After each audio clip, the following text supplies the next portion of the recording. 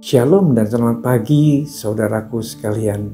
Puji syukur kepada Tuhan, pagi ini kita dalam keadaan baik, sehat, penuh sukacita dan berkat Tuhan melimpah.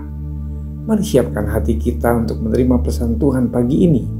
Mari kita berdoa. Tuhan Yesus, kami bersyukur atas kebaikan-Mu. Kami masih diberi kesempatan untuk menikmati hidup dan dapat berkumpul dengan orang-orang yang kami kasihi. Pagi ini kami mau mendengarkan pesan-pesan firman-Mu. Tuhan, bukakan hati dan pikiran kami agar kami dapat menerima dan mengerti akan kebenaran firman-Mu. Hanya di dalam nama Yesus kami berdoa. Amin. Tema renungan kita pagi ini adalah masa depan kita dalam jaminan Tuhan. Firman Tuhan diambil dari Yesaya 29 ayat 8 sampai 12. Demikian firman Tuhan. Sungguh beginilah firman Tuhan semesta alam, Allah Israel. Janganlah kamu diperdaya oleh nabi-nabimu yang ada di tengah-tengahmu dan oleh juru-juru tenungmu. Dan janganlah kamu dengarkan mimpi-mimpi yang mereka mimpikan. Sebab mereka bernubuat palsu kepadamu.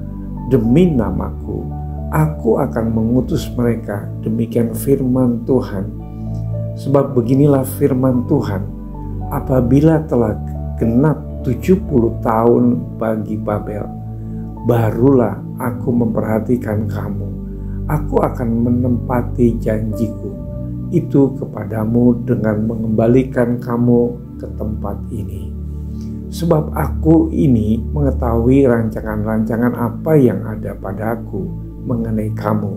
Demikian firman Tuhan, yaitu rancangan damai sejahtera, bukan rancangan kecelakaan, untuk memberikan kepadamu hari depan yang penuh harapan. Dan apabila kamu berseru dan datang untuk berdoa kepadaku, maka aku akan mendengarkan kamu. Saudara-saudara sekalian, tak perlu kita takut akan hidup ini. Tuhan menjamin hidup kita bukan hanya untuk hari ini dan esok, tetapi masa depan kita sepenuhnya ada di dalam jaminan Tuhan. Karena rancangan Tuhan atas hidup orang percaya sungguh teramat indah. Janji firman Tuhan tentang jaminan masa depan ini Tuhan sampaikan kepada bangsa Israel saat mereka masih berada dalam pembuangan di Babel. Semua orang buangan yang diangkut ke dalam pembuangan dari Yerusalem ke Babel. Orang yang berada dalam pembuangan secara logika mustahil memiliki masa depan yang baik. Di tengah situasi sepertinya tidak ada harapan ini, Tuhan datang dengan janji firman-Nya yang menguatkan. Ini menunjukkan bahwa Tuhan tahu pergumulan yang mereka alami dan tak pernah lupa akan janjinya kepada bangsa Israel. Seberat apapun pergumulan kita saat ini, Tuhan tidak pernah meninggalkan. Ia tidak pernah terlelap dan tertidur. Tuhan tahu apa yang kita perlukan. Saudaraku, Tuhan memberikan perintah kepada bangsa Israel. Dirikanlah rumah untuk kamu diami. Buatlah kebun untuk kamu nikmati hasilnya. Membangun rumah bicara mengenai rumah rohani dan membangun mesbah doa dalam kehidupan keluarga. Mereka yang diperintahkan untuk membuat kebun, membuka ladang atau tanah baru. Ini bicara tentang pembaharuan hati. Tanah hati kita harus diolah dan dipersiapkan lebih dulu sebelum benih ditaburkan. Ia yang menyediakan benih bagi penabur dan roti untuk dimakan. Ia juga yang menyediakan benih bagi kamu dan melipat gandakannya dan menumbuhkan buah-buah kebenaranmu.